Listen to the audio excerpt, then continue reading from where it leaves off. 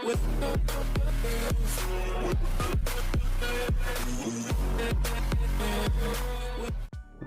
মই ডক্টৰ সৌৰভ কুমাৰ শৰ্মা আজি এটা নতুন ভিডিঅ' লৈ আহিছোঁ এই ভিডিঅ'টোত বহুত এটা গুৰুত্বপূৰ্ণ বহুত কমন টপিকৰ ওপৰত ক'বলৈ চেষ্টা কৰিছোঁ চাওক ভৰি ফুলা প্ৰব্লেমটো বহুত বেছি কমন এখন ভৰি কেতিয়াবা ফুলে এখন ভৰি ফুলে এই ভৰি ফুলাটো কিহৰ কাৰণে হয় ভৰি ফুলা হ'লে আমি চিন্তা কৰিব লাগে নে নালাগে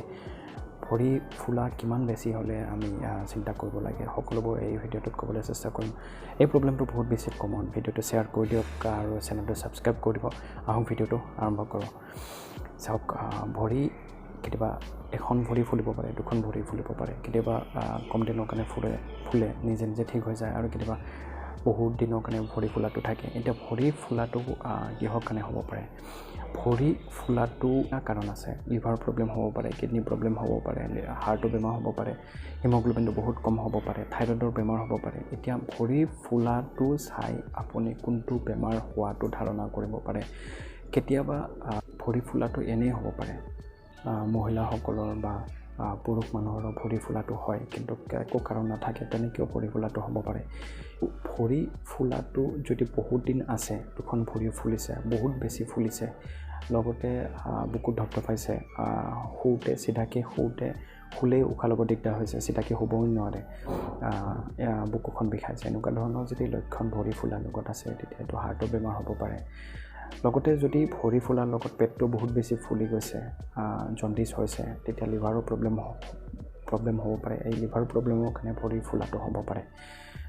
আৰু যদি ভৰি ফুলাৰ লগত উশাহ ল'ব দিগদাৰ হৈছে পেচাবটো কমি গৈছে পেচাবটো অলপ ফেনুৱা হৈছে তেতিয়া কিডনি প্ৰব্লেমৰ কাৰণে ভৰি ফুলাটো হ'ব পাৰে ভৰি ফুলাৰ লগত যদি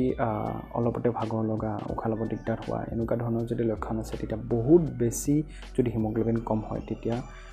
ভৰি ফুলাটো এনিমিয়াৰ কাৰণে হিমোগ্লোবিন কম হোৱাৰ কাৰণে ভৰি ফুলাটো হ'ব পাৰে এতিয়া ভৰি যদি দুখন ফুলিছে তেতিয়াহে এইকেইটা কাৰণ হ'ব কাৰণ এইকেইটা কাৰণত লিভাৰৰ প্ৰব্লেম কিডনি প্ৰব্লেম হাৰ্টৰ প্ৰব্লেম এনিমিয়া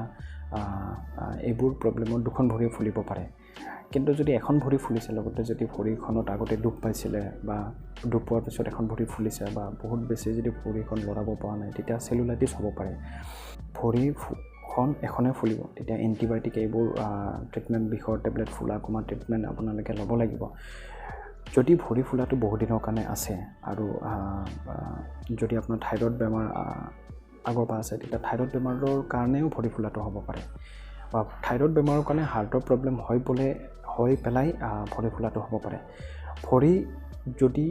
অলপমান ফুলিছে প্ৰেগনেঞ্চিৰ সময়ত সেইটো নৰ্মেল কিন্তু যদি হাৰ্টো ফুলিছে ভৰিও ফুলিছে বহুত বেছি ফুলিছে বহুত দিনৰ কাৰণে আছে প্ৰেগনেঞ্চিৰ সময়ত তেতিয়া সেইটো এবনৰ্মেল ভালকৈ ডক্টৰক দেখাব লাগিব ভৰি যদি বহুত দিনৰ কাৰণে ফুলি আছে বা অলপো যদি ফুলিছে আৰু লগতে যদি এইবোৰ লক্ষণ আছে আপোনালোকে ভৰি ফুলাটো ইগন'ৰ নকৰিব ওচৰ চিকিৎসকৰ পৰামৰ্শ ল'ব লাগিব আৰু কোনটো বেমাৰৰ কাৰণে ভৰি ফুলাটো হৈছে আপোনালোকে বিবেচনা কৰি বা ডক্টৰক দেখাই মেলি সেই বেমাৰটোৰ ট্ৰিটমেণ্টটো এপ্ৰ'প্ৰিয়েটকৈ ল'ব লাগিব কিবা যদি নতুন কথা জানিব পাৰিছে ভিডিঅ'টো লাইক কৰি দিব চেনেলটো ছাবস্ক্ৰাইব কৰি দিয়ক ভিডিঅ'টো বহুত বেছি কমন প্ৰব্লেমৰ ওপৰত বনাইছোঁ ভিডিঅ'টো শ্বেয়াৰ কৰি দিয়ক